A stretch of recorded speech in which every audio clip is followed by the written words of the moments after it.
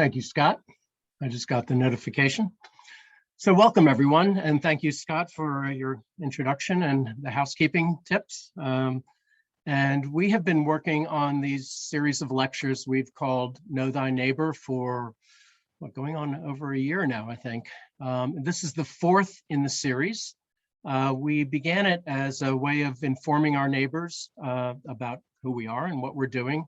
And what precipitated it was our fundraising capital campaign to preserve Marian Friends Meeting. So Marian Meeting, built in 1695, well, begun construction in 1695. They didn't finish it until 1715, but it's a National Historic Landmark. And historic buildings don't stand forever just because they have been there forever. You need to maintain them. You need to keep up with the maintenance and preservation efforts. And so we are in the first stage of our capital campaign to raise the money that will go for the overall planning project to look at all the buildings and the meeting house, the property, and devise a way of preserving them and putting a price on that. And then we will be going out for phase 2 to raise the money to actually do the work. But what project is ever successful without a strong planning component? And that's the stage that we're in. So we have a $90,000 goal. We are more than halfway there. So with that, I will just share that we have been looking to have speakers who have been history or architecturally oriented talks, but we decided that we are so much more than just history, that we are a living meeting with a very, very active membership, and that we wanted to have a social justice component. And I couldn't be more happy than to have Terry Nance as our first speaker in this aspect of our lectures. So we're honored to have Teresa A. Nance, PhD, as our speaker this afternoon. She is the Vice President and Diversity, Equity, and Inclusion Chief Diversity Officer in the Office of Diversity, Equity, and Inclusion at Villanova University, where she is also a professor of communication. Dr. Nance's Villanova career spans more than 4 decades, during which time she has served as an administrator, teacher, scholar, activist, and support system for students, faculty, and staff. She is presently leading the new University Task Force on Race, named Equitas, which is charged with assessing the racial climate on campus, identifying areas for improvement, and creating a plan for developing the cultural competence for all students, faculty, and staff. Recently, her DEI office launched a new campaign called Living Race, Transforming Community.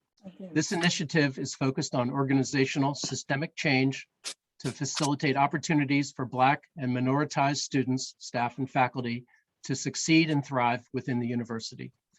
In 2018, the National Association of Diversity Officers in Higher Education recognized Dr. Nance with the Frank W. Hale Jr. Distinguished Service Award, an honor given for individuals who have contributed substantially to diversity and inclusive excellence in higher education.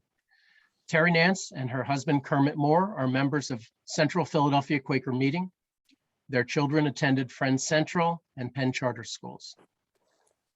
Terry has suggested that we begin our time together, that we might call on the spirit and inspiration of John Robert Lewis, a man who spent his entire career on the front lines of civil rights and devoted his time to overcoming the evil with love and overcoming violence with nonviolence. In 2020, shortly before his death, Lewis wrote a final essay, a letter to his son and to the younger generations, entitled, "Together We Can Redeem the Soul of Our Nation." And he asked that it not be published until the day of his funeral. And on that day, July 17th, 2020, it appeared in full in the New York Times. As we gather in silence, Terry has requested that we read and reflect on the following excerpts from the essay, and she will begin her presentation out of the silence. Thank you.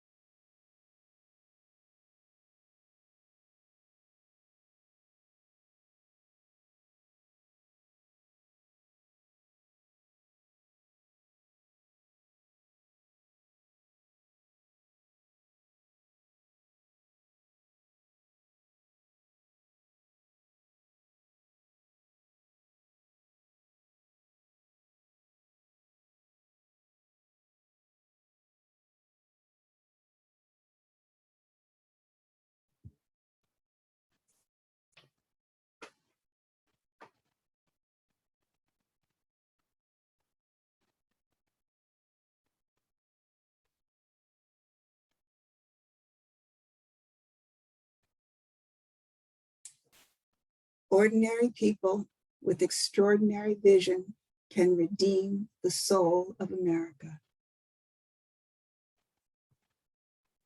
Before I begin today, allow me to acknowledge that we are gathered on the unceded land of the Lenni Lenape peoples.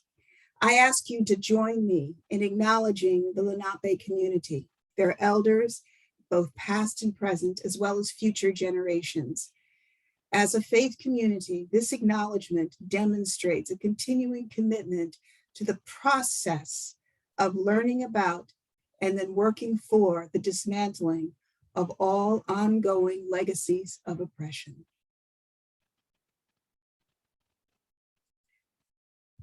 Thank you. It's wonderful to be with you today. I am excited to engage in this conversation.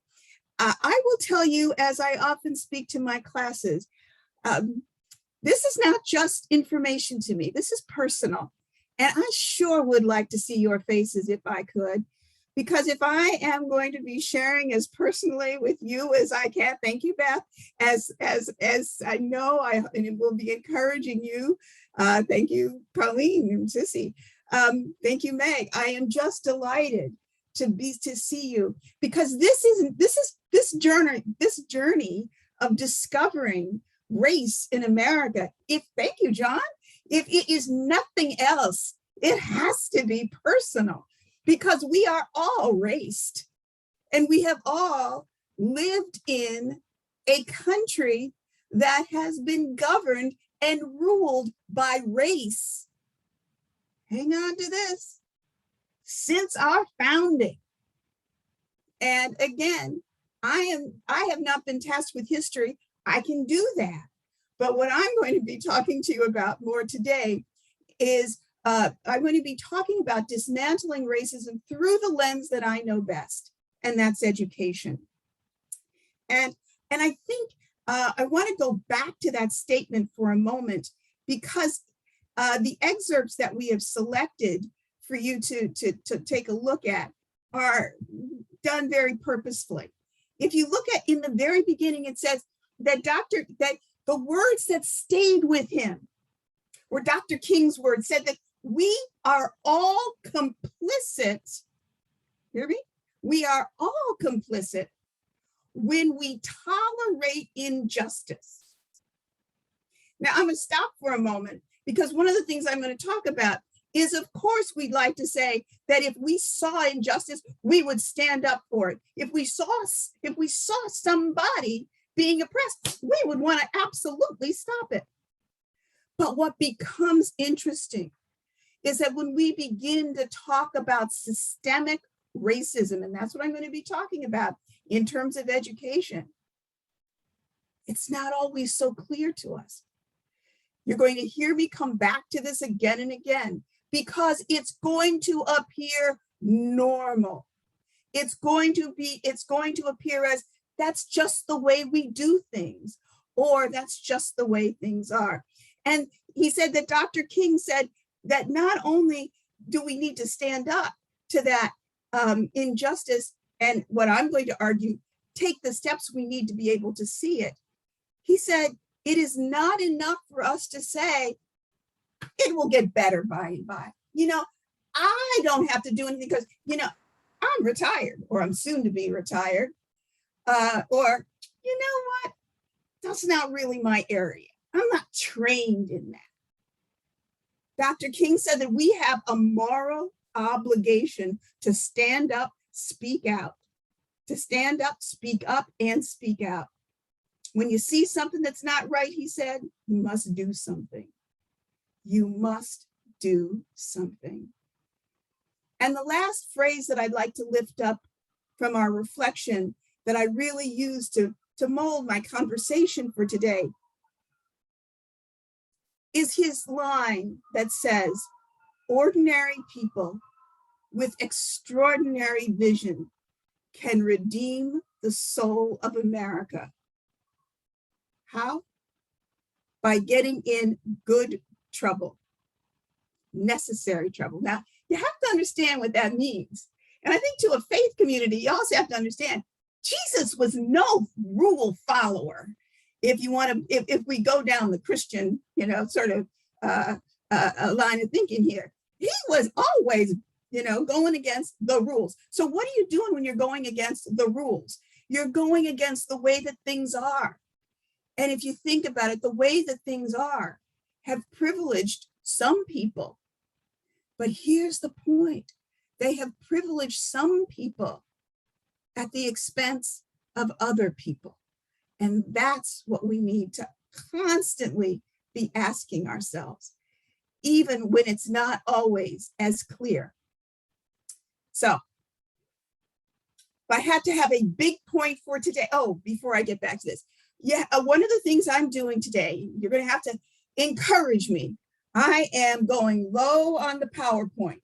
Now, I am a PowerPoint queen, let me tell you. I jumped on PowerPoint so fast when it came into being. I couldn't wait to get up my screens and make colorful slides, and I used everything. I mean, things zoomed in and zoomed out. I even had sound there for a while.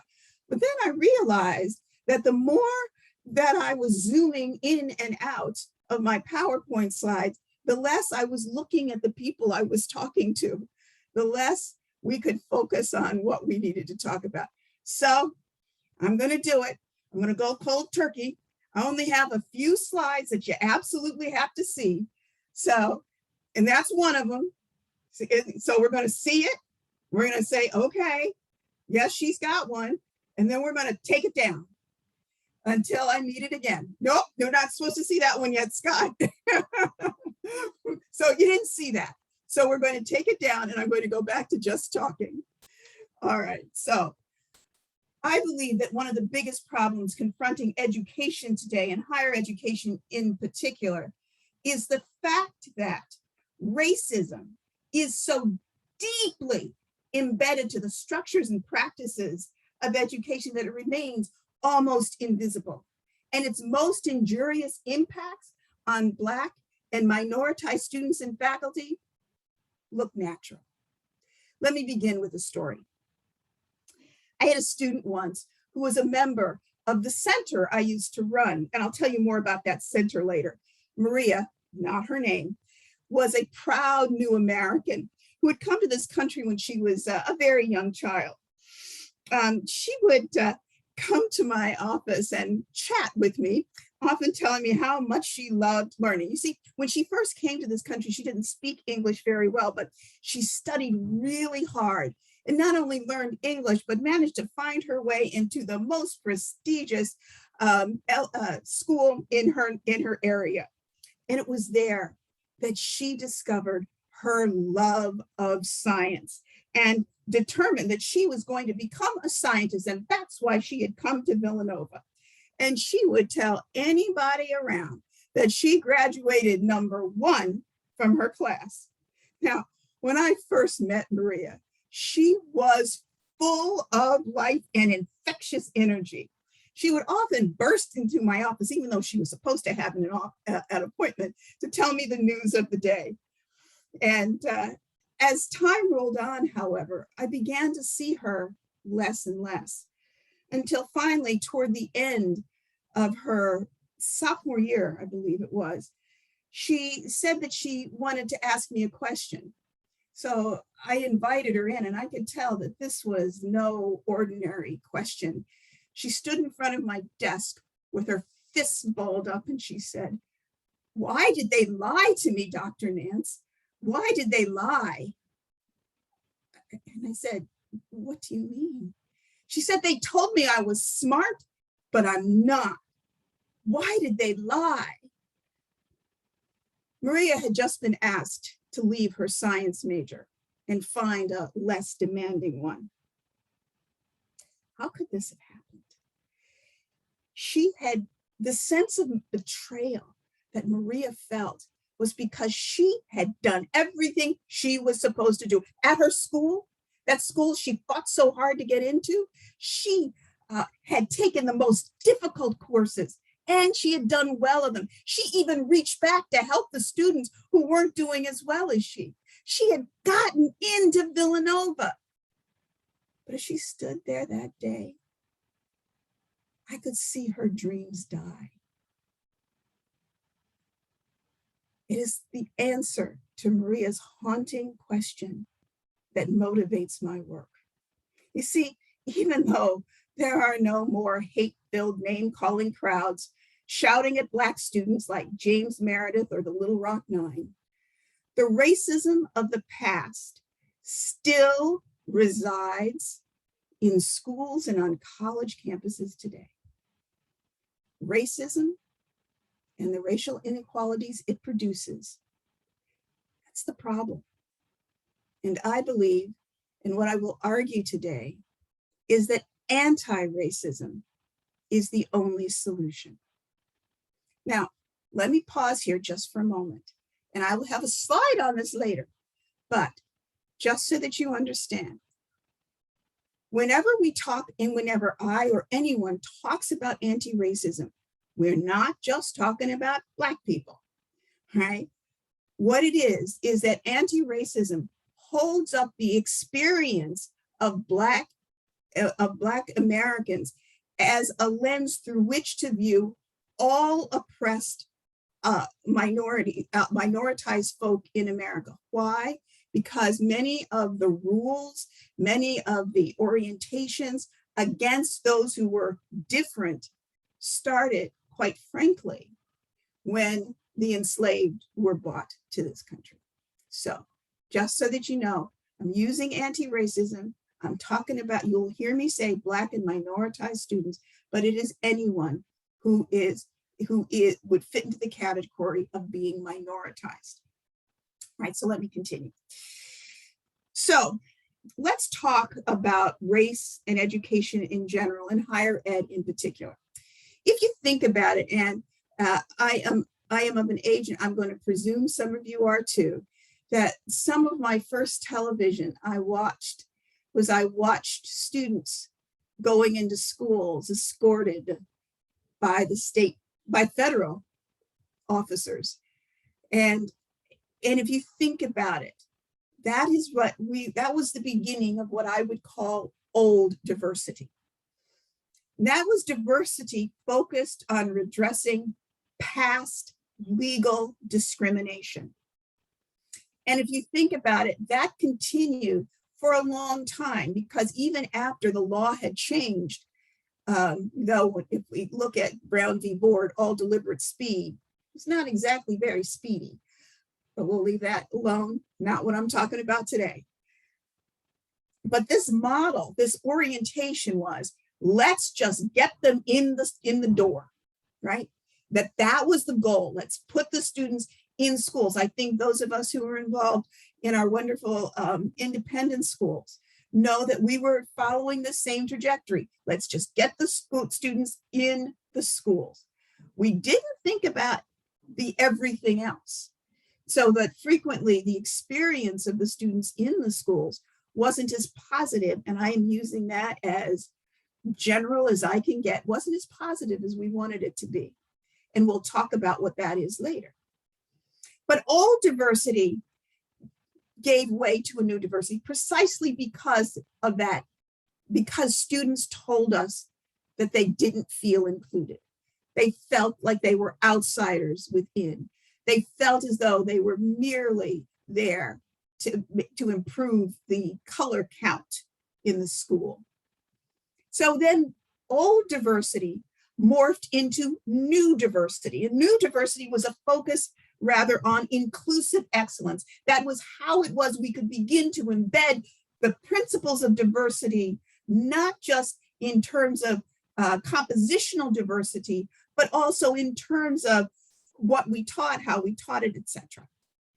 And so that in short, it was, how did we make diversity a part of the curriculum? And out of that, then, we began to see the development of new curriculums, right? We began to see African-American studies. We began to see, we saw women's studies, we saw Hispanic studies. So we began to recognize that it's not just the bodies that needed to change, right? But also we needed to change, right, what we were doing in terms of content. Now, 2021, we need to go even beyond inclusion. And in fact, the title of my office changed even while I held it. And we began to talk about equity, but here's the point. We cannot really get to equity, I think, until we begin to do the hard work of looking critically at race and understanding and calling it out and seeing how race, specifically race, has influenced the ways in which we begin to think about what is good, those are rabbit ears, good education.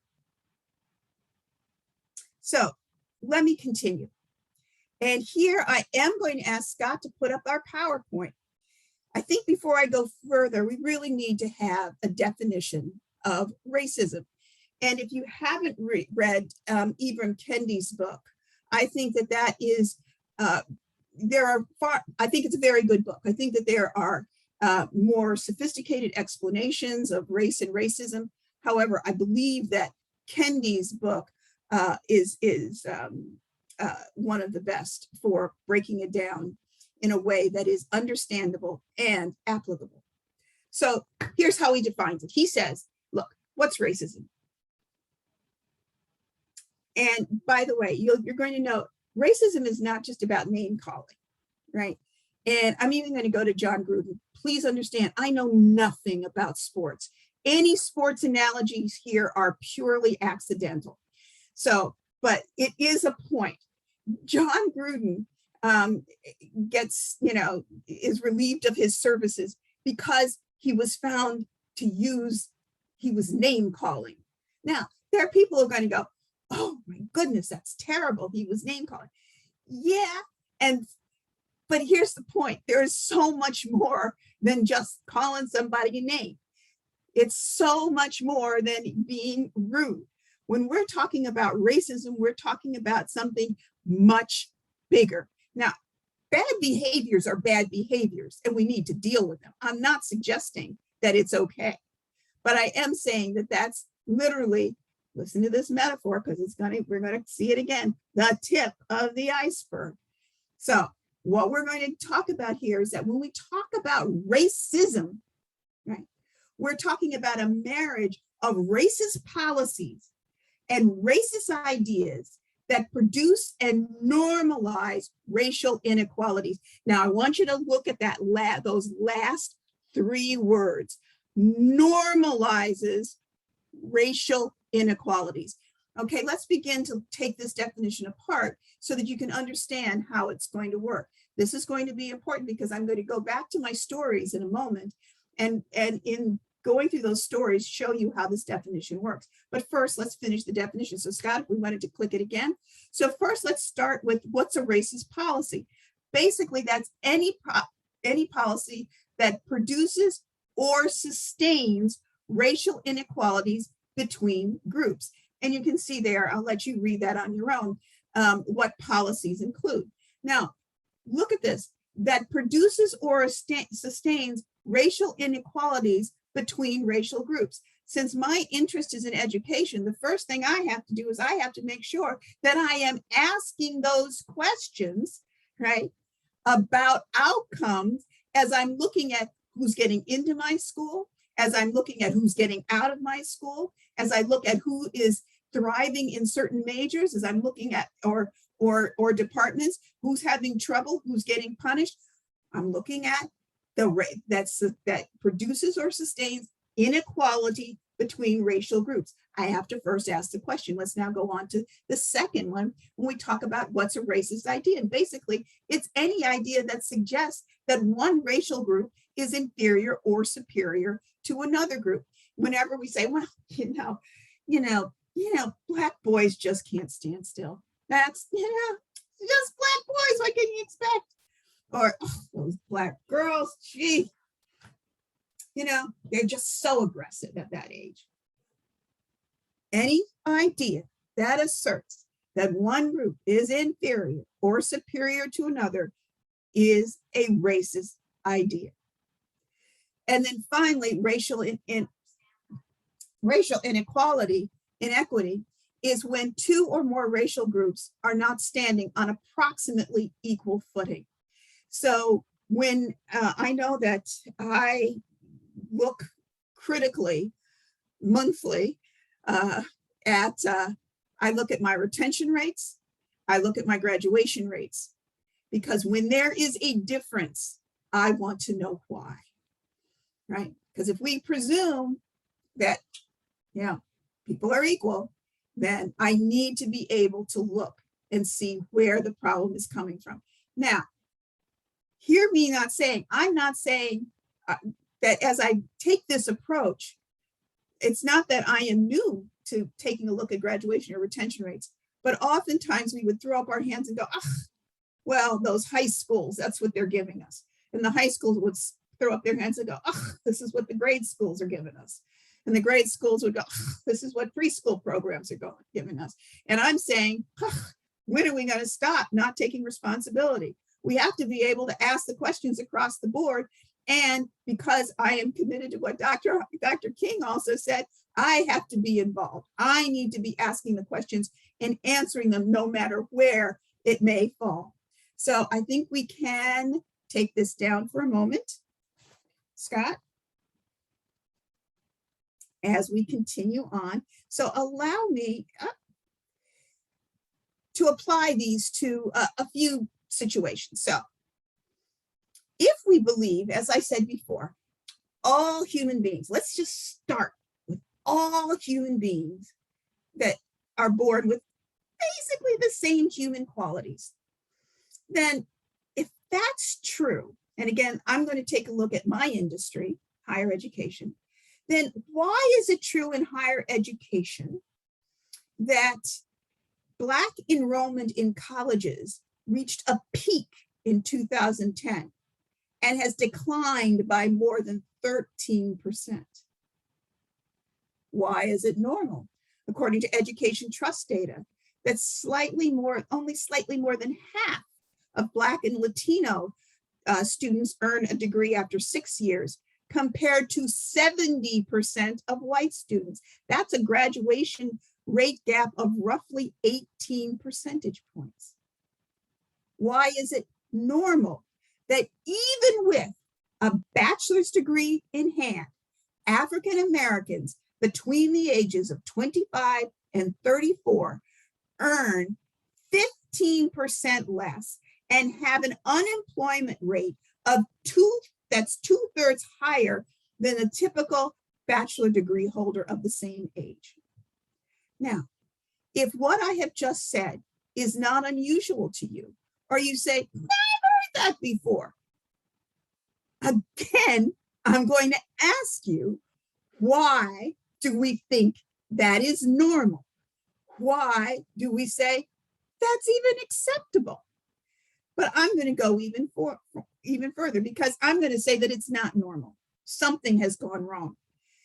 And because so many of us have accepted these sad facts as just what happens to Black and minoritized students once they graduate, you know what? The story gets even more depressing.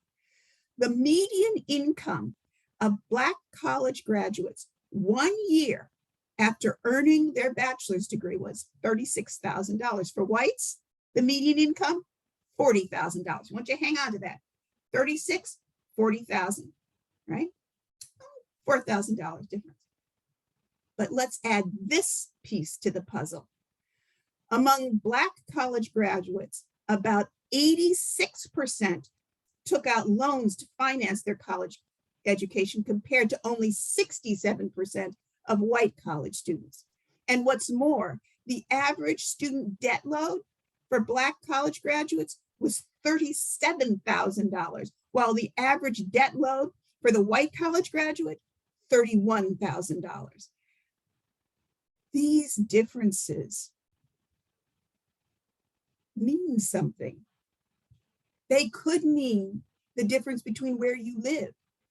It could mean the difference between what you can give to your family as they grow up. It could mean the difference is what schools they can attend. So what's the impact here?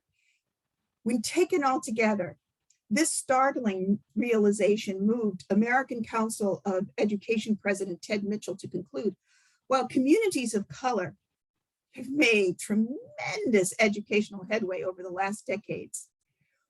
We cannot lose focus. Substantial and pervasive inequities still remain. Now I'm going to hold on for a second. Now, I'm not saying that schools or colleges haven't made progress in terms of punishing those students who call each other names, in terms of calling out teachers or other professionals who might elicit overt racial behaviors. We've got that down. We can cover that. But that's not what's causing the problem. In order to really look at this problem and then go back to the definitions, I'm going to ask Scott to put up what I'm going to call the iceberg of, what do I call? I forgot what I called it. What's it called? The racism iceberg? I have a nice name for it. We go to the next slide. Oh, yeah, racism iceberg of higher education. I titled these things, but I can't remember them. Now, as we look at this, one of the things I want you to recognize is that that is an iceberg, but look at what's on the ocean floor. I am taking these as granted, right? That these exist. We could argue them.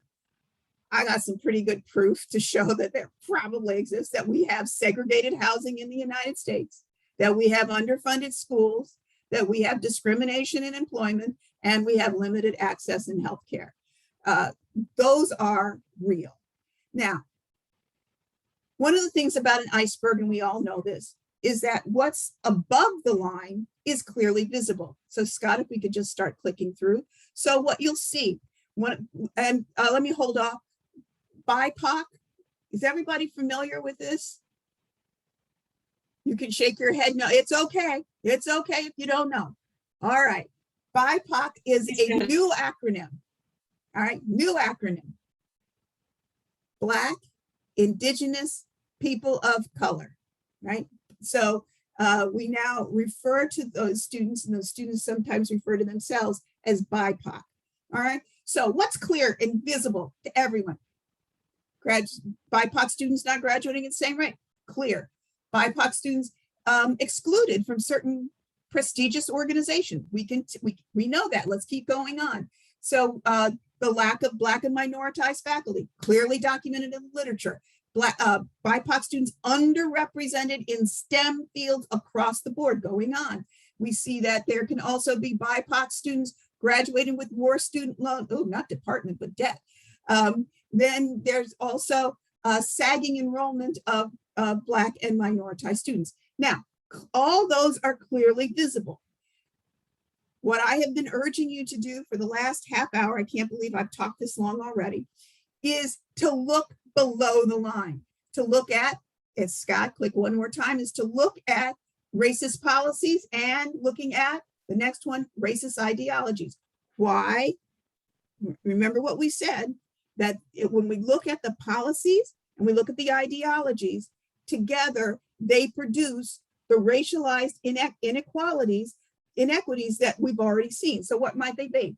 And I'm going to hold up on this. Use of GPA to assess department majors, to gain access to department majors. Now, some of you may, I'm going to go into a little bit of explanation here.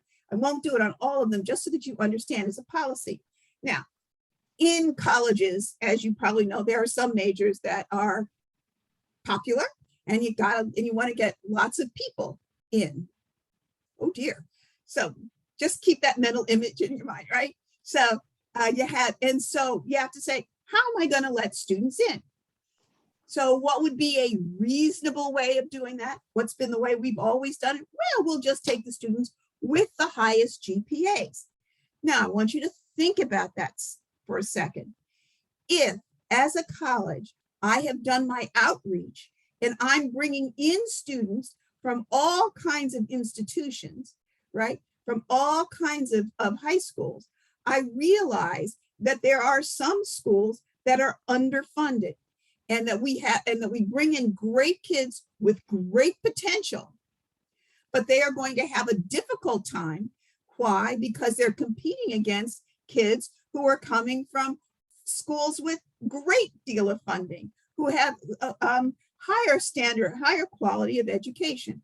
Now, again, what I can do, and as I go back to my story, Maria, one of the things that's going to happen is that we bring those kinds of students in, we give them lots of support, and we know that they ultimately will graduate with, with GPAs that are very consistent with the rest of this college, sometimes even better. But when they need to choose majors, they are still perhaps fighting not the best grades in their first semester of their years in college because the system let them down. The schools let them down by not providing them the same education, right? So in some ways, these students are victim of their zip code, right? So while this looks like, right, this looks like a, very neutral kind of policy, it begins to have racist impact. And this becomes particularly true if, like, for example, our biology department, for example, everybody wants to be in biology, right? So that as we begin to look and we understand that those students, maybe some of those very students from, again, underfunded schools didn't have the same resources. Now, once they get there, we're giving them lots of extra tutoring and help to get them up, but they sometimes get blasted out of a department because they can't keep up. And in some ways, it is a system fault, not a personal fault. So so when you think of racist policies, it wasn't designed to be racist, but it's impacted. So I will go through the rest of them more quickly because I am running out of time. So racist ideology, successful students look and sound like previous successful students, right? How many times we know the type. Continuing on, we establish academic standards that have disparate impact based on race, the next one. And then we can go over that BIPOC students, we frequently hear are incapable of rigorous intellectual work. And then going on, we have a couple more faculty, and we look at racist policy. We want faculty only from Ivy League institutions. We don't really, but that's the way we act. And that we see BIPOC students only for what they don't know rather than what they could learn. So thank you. We can take that. So let me just give you that slide to look at just for a second, so that as we're beginning to talk about racism in education, we know what the problems are, and what we have to fight for is to understand better the policies and ideologies that have come together to produce these kinds of results. So as we continue to move on, let me see, I'm trying to think if I need to cut because we want to have some time for questions. I'm going to go through this next part, and then I'm going to pause for some questions, and then I will come back if we need to. So Scott, we can take this down. So again, there are so many other questions that we can answer. The normal things. Have you ever wondered why most colleges are still relying on a standardized exam that has been shown time and again to unfairly evaluate the talents and potential of low-income Black and minoritized students? Have we ever noticed the appalling lack of faculty of color in college and university campuses? Have you ever wondered why there seems to be a lack of Black and minoritized and first-generation students in STEM fields? And have you ever noticed the number of Black and minoritized students who are dropped out or forced out of disciplines from which they might secure high-paying jobs immediately after graduation and into areas that would not afford them the same security? Here's the point. As you listen to each one of those circumstances, what I want you to understand, it didn't just happen. Decisions were made by someone. And what's important is that while the decisions were not meant to have race-based results, the racial realities speak for themselves. We must begin to see what is invisible and act in ways that may even appear illogical. Let me return to Maria for a second. And after I go through Maria, then we'll stop and answer some questions. Now, when Maria came to Villanova, she was a part of a summer bridge program. And we also gave her what we called wraparound services. There were financial counseling, personal counseling, subject area tutoring, skill training, and time management, and test anxiety. So why didn't she succeed? Because we focused on what Maria didn't know rather than what she could learn. I'm not suggesting that we lower our standards or that we underprepare students.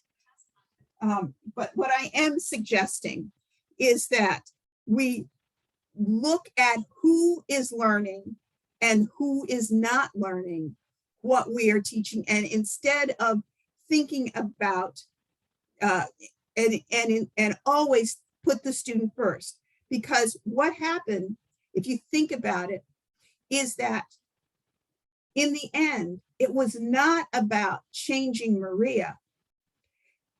That, in terms of DEI, we did everything we could to work on this student. An anti-racist solution, looking at structures, says it's not about changing the student, it's about learning to change the school. Disrupting traditional notions of who can be educated and how they can be educated becomes a critical part of really beginning the anti-racist journey in higher education.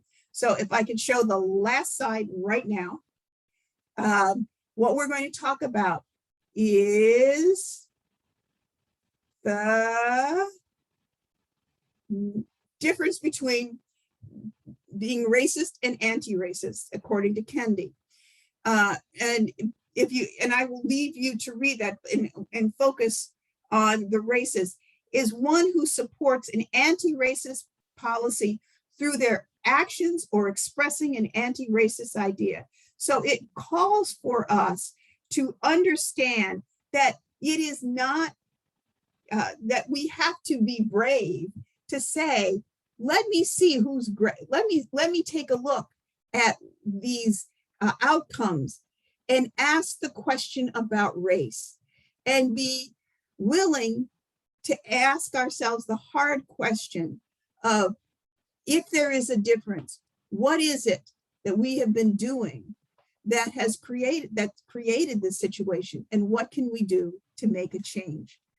Dismantling racism is going to be a process first of understanding what is the problem that we're dealing with and how best we can deal with it. Now, I'm going to pause here and go to the chat. And yep, you can post questions in the chat, and I will be more than happy to answer them. And while you are formulating your questions, and Scott, we can take this down. While you're formulating your questions, let me just say in general, just so that you know, while I am at Villanova, which is a Catholic institution, I also have the great privilege of working with several other institutions also related to also other institutions of education. And in working with those other institutions of education, working on DEI and anti-racism questions. So I see friends who I have worked with in those different capacities, and would be delighted to entertain questions across the board. So, and if you don't ask me questions, I get to ask you questions. So, what are a few other brave questions the schools need to ask? Thank you, Laura, good question. Need to ask, and whose answers would, oh, this is so good. Well, I think the beginning to that question is to go, I think the Summer of Racial Reckoning gave us a rare tool to use. many of us had Instagram accounts. Villanova, ours was called Black at Villanova. I know that there was, Beth, help me, Black on the Main Line. Was that what it was called? Hashtag Black Mainline Speaks is the one I know. Yeah, yeah, I know that that was the one. I know Penn Charter had one. So that Yes. these were incredible. Now I know you could say, ooh, that's bad news. Depends on how you look at it. I think that they were incredible insights for us because it told us what students think. And here's another point, Laura, when we begin to ask questions, when students of color tell you that they're hurt, believe them, right? Too often, what we do is we hear from students and we say, oh, well, they are, and you can fill in the blank. They're being sensitive, they don't understand. But when they tell you, I don't feel recognized in this classroom, believe them. When they tell you, what I am studying has no relation to my life, believe them. And that's when you begin to ask the question. Now, remember I told you the normal? Well, we have always taught English this way. These are the classics. Everybody needs to read these books. Well, what else should they be reading? Because the world is not the same world when, what was the name of it? The compilation of those English, that English grammar book was put together.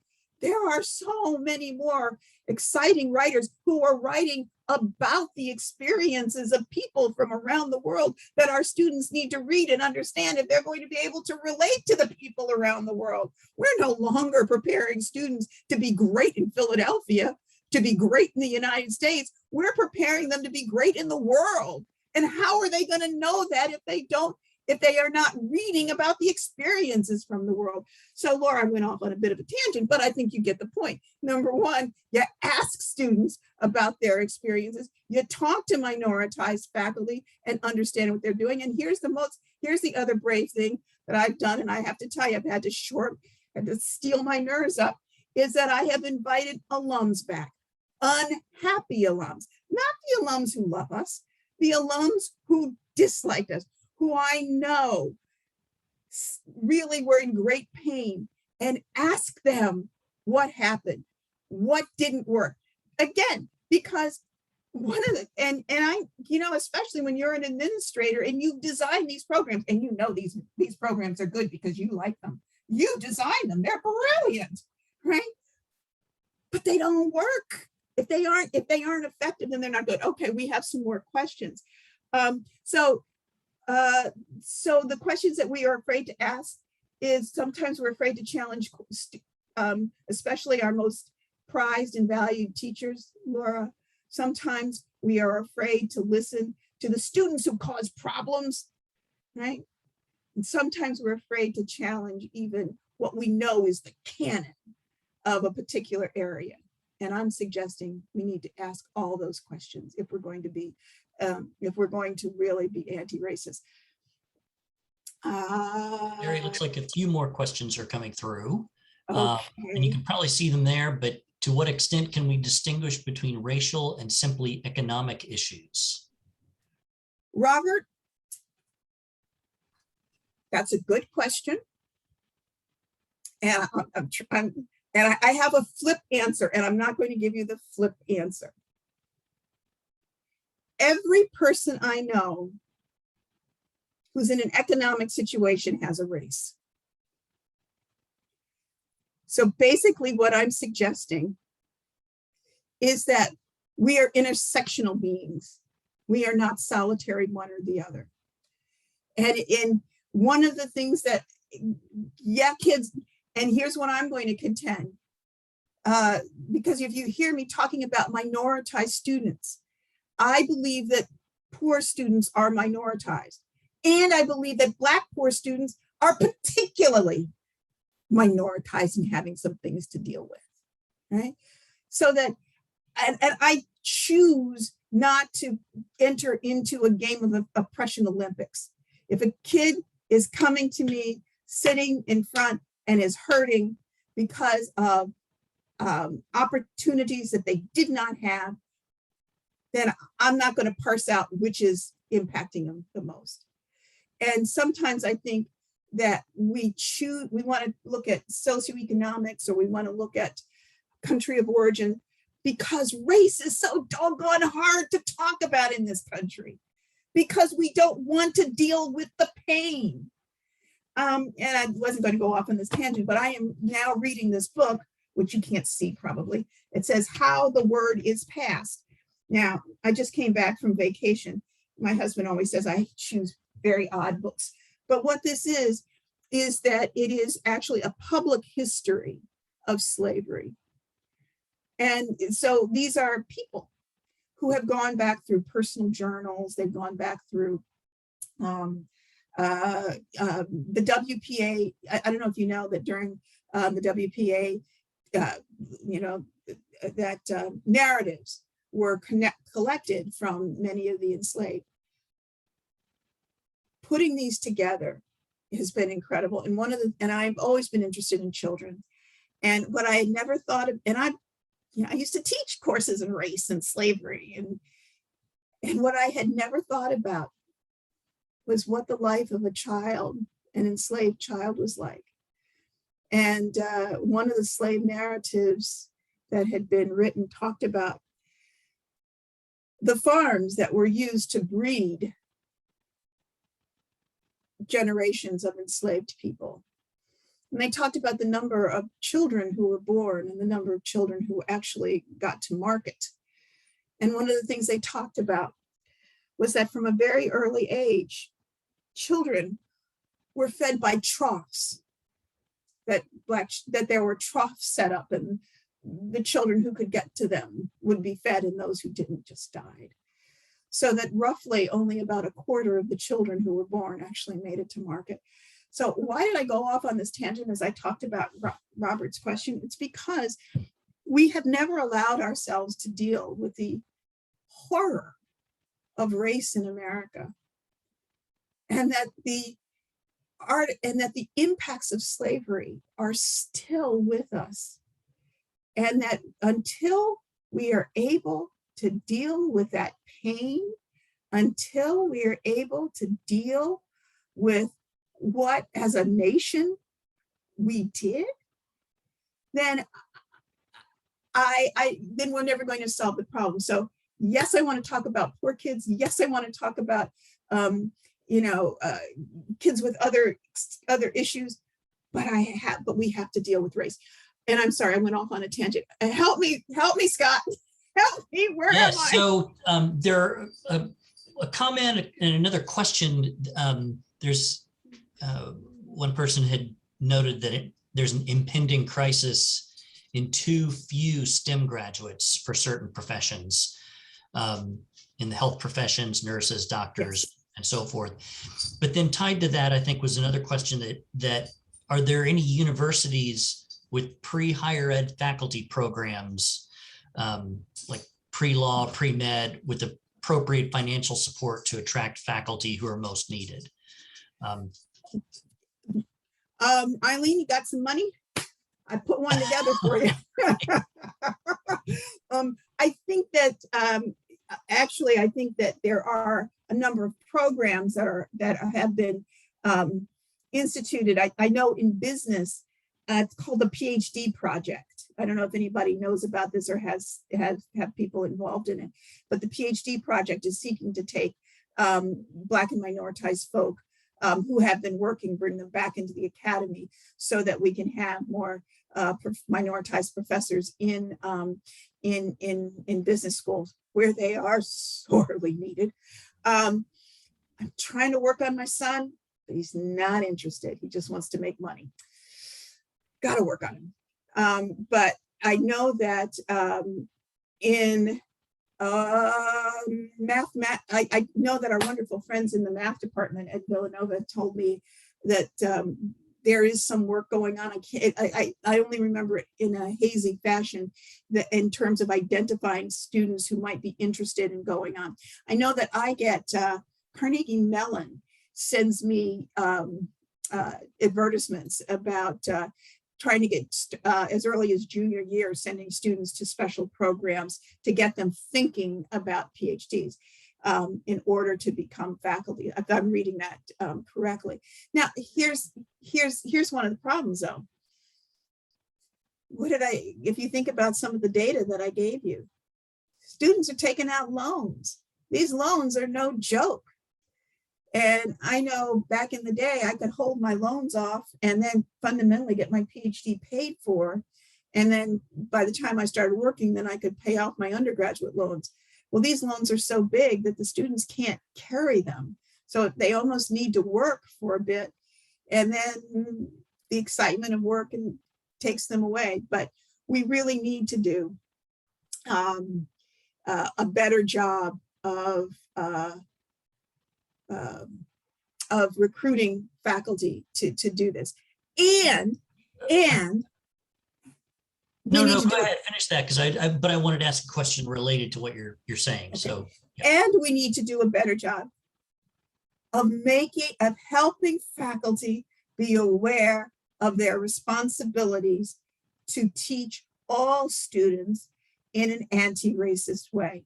Now, what am I suggesting? I am suggesting that we call it inclusive learning or inclusive teaching. That's not something that should be nice.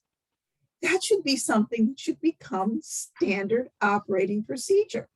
So much, and we, as whether we're in schools, whether we're in colleges, we need to make that training available for all faculty. And then we need to make it a part of the evaluation system, as whether should become a part of your yearly evaluation.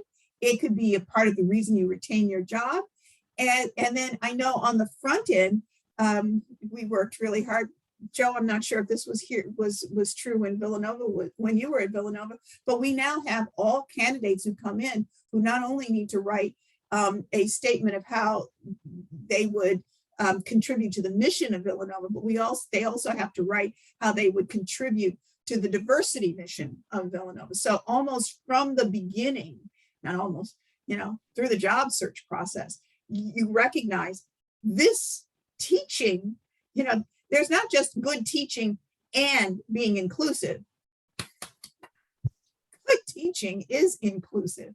And when we make that one and not two separate things, then we are in the process of moving the institution along on their scale of becoming more equitable. Scott. You mentioned a couple things just now, but I'm just curious about sort of on practical terms, what Villanova has done in order to recruit faculty. Have they, what are the lessons learned? You obviously said that, you require that faculty either demonstrate how they are aligned with the mission and with, the beliefs and values. But so what have you learned so far with at Villanova? It's like that was like a slow ball, right? Another sports metaphor that I may or may not have gotten right. But one of the things that we recognize is that now we can't go, we don't, please, if there's anybody out there, no, we don't have quotas. No, we don't have goals. We're legal, we're following everything. What we try to do is that we are looking to create as diverse a pool as possible. And so that the start of that process has to be in the search committees. So one of the things to know how colleges are different from schools is that our hiring process is decentralized. So each department, right, has a search committee that will look for its own faculty.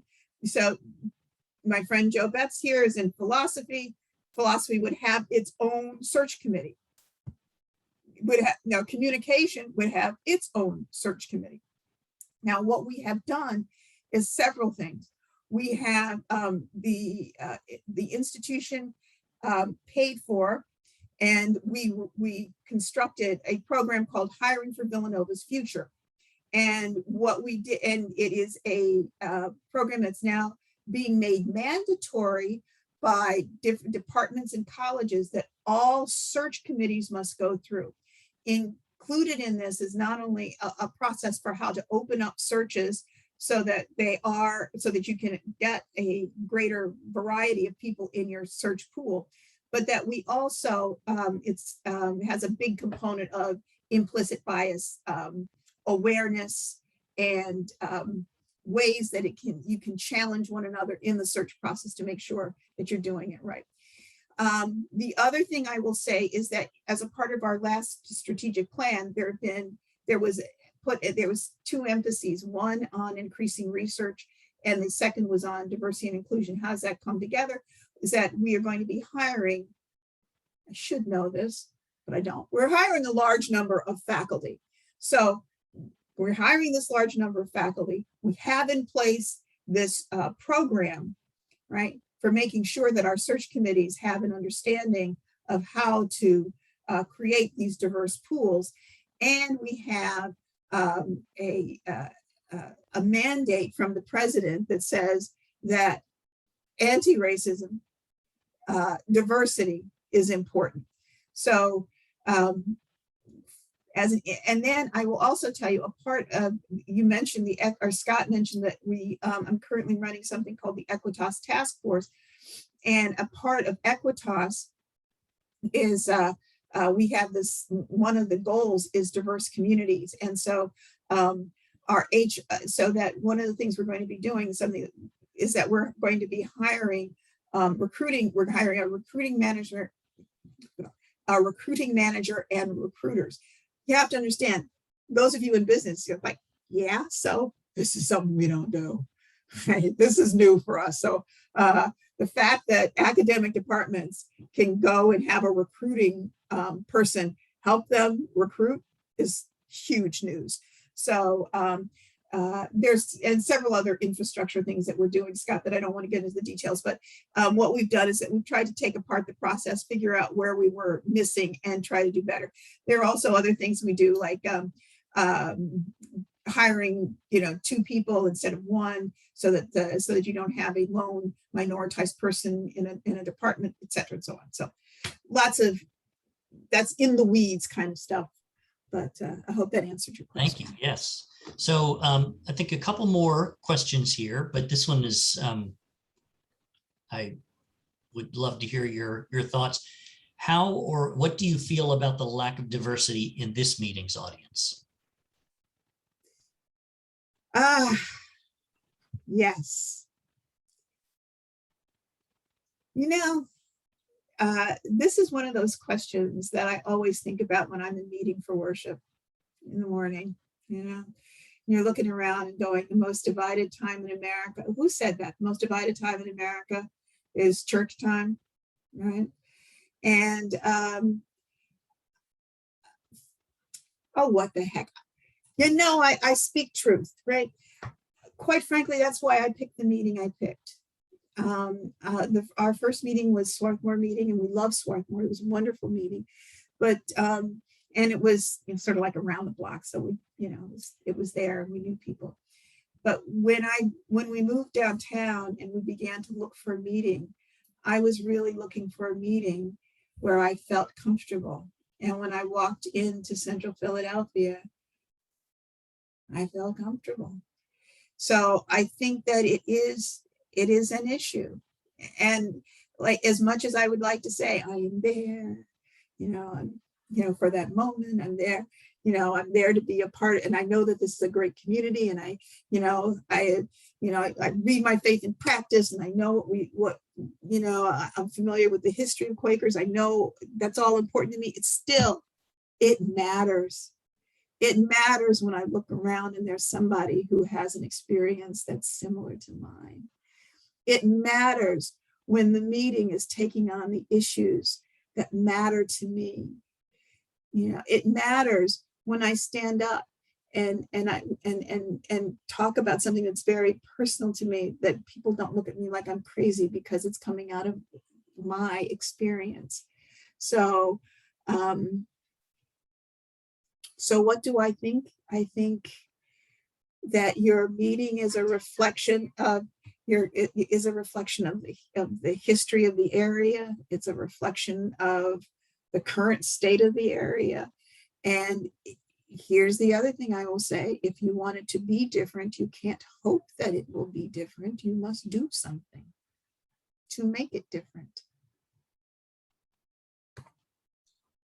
I think that's one of those questions that a question like that has to be asked, and that they're the difficult questions that may make you a little uncomfortable or squirm in your seat a little bit are the questions that we've probably avoided for too long. Yeah. But Scott, that's exact. And then even going deeper, more deeply, if there have been people of color in your meeting and they've left, go back and ask them why they did. Yeah. Oh my gosh, it's 3:17. Where are we standing here? Well, I have one. I'll take this one more question, and then we'll turn it over to Ross to do a final wrap up. And this question was, how can we hold administration? This would be, I guess, in a higher ed setting. How do we hold administration to the fire after initially pointing out racist or white adjacent policies when they hear but do nothing? I am so glad you asked that question. Talk about good trouble. I'll tell you how to get in some good trouble. Number one, you have to think about who holds the power. You never get a no from somebody who can't give you a yes in the first place. Write that one down. So that what I would say is you want to shoot as high as you can, right? And ask and make your question. And the other thing I have learned, and I will tell you, I was one of those annoying faculty members who had her hand on her hip, always saying, well, you ought to, you ought to. And then they made me an assistant vice president. Boy, did that change my tune. So that one of the things I realized is you've got to have data. So that if something has happened, you've got data, then use your data, again, to the highest person who can tell you yes, right? And the other thing is, don't just come with, well, here's the data, do something. Makes me crazy. Tell me what it is that you want done, right? But have latitude to understand that there could be different ways of reaching that conclusion, right? So that if it is, and here's the thing I'm going to tell you, if it's, and these are the hard things. These are the hard things that I've had to face. Problematic faculty. You know, you roll your eyes and go, oh, well, this guy's been a jerk for all these years. What am I going to do? But what you're going to do is not submit any more students to that faculty person. You're going to find a different way to utilize that person's services, and you're not going to, that's violence. You can't allow violence to continue. So you're going to do something about it. If there are if students are complaining about what's being taught, instead of just saying, oh yeah, well, we'll get to that the next time we have some funds, figure out creative ways to offer. You know what's interesting? We always presume something has to, in colleges, that something has to be 3 credits, you know, and fit into a student's major. There's so much more that we can do. And with 1 credit, Saturday, we created a program called Intergroup Dialogue. And I got students to attend the first one by cooking them dinner. Hand to goodness. It's much bigger. It's actually in the curriculum right now. So it's a legit course. But I started off in the basement of St. Mary's. I said, can't give you credit. All I can do is I will make you a fine dinner once a week. And it worked. And it worked. We now have a $5 million center for intergroup dialogue. So Terry, I'm sorry, I missed one question, and I think this would be, it would perhaps be a good bookend to our conversation today. And that is, what happened to Maria? Maria did graduate. And one of the things that I was fond of saying in my old job is that we recruit, we retain, we graduate happy. We recruited Maria, we retained Maria, we graduated Maria. Maria did not graduate happy. She did not graduate in the major that she wanted to graduate in. And I have to say, she's not working in the sciences. She's doing okay. And even muses, well, maybe she wasn't cut out for the sciences. But in my heart of hearts, I know that enthusiasm of that 16-year-old kid I met for the first time, she would have made one heck of a scientist. So we graduated her, yay. And the fact that she still talks to us, I think is good. So, and I tell her and any other student that I talk to that my promise to them is I can't change what's gone on in the past, but I can work to reform the future. Thank you. Thank you for that. So Ross, why don't we? Message from the sponsor. Yes. And thank you, Terry. Wow, what a thought-provoking and inspirational talk that was. I think we all need to look at ourselves and see how we can live up to these standards that we need to set for ourselves. So thank you so much for that. And as Terry said, now a word from your sponsor. So I hope that you will all take a look at our website, marionfriends.org. We are on a $90,000 fundraising mission to help preserve the 1695 National Historic Landmark Marian Friends Meeting for future generations. It's ironically located at Montgomery Avenue and Meeting House Road. Oh, what a coincidence. But Marion was one of the first buildings in the area and one of the oldest continuously used meeting houses in the country. So we are very proud of this place and we're proud of our social mission. We're a very small meeting. We have less than 100 members. And on any first day, Sunday, we will have 20 to 30 members participating. We're on Zoom meetings now. Hopefully at some point soon, we will be able to get back in the meeting house.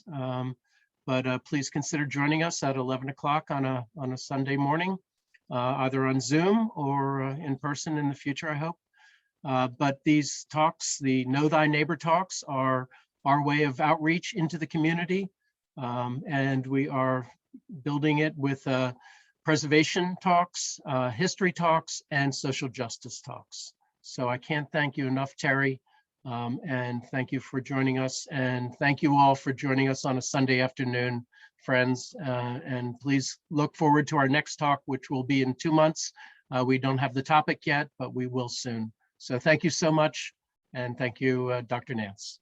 Thank you, everybody. Thank you so much. This was wonderful. Yes, thank you. And thank you all for joining us. We'll have more information about future talks. And thank you all again for joining us. And let's dismantle racism.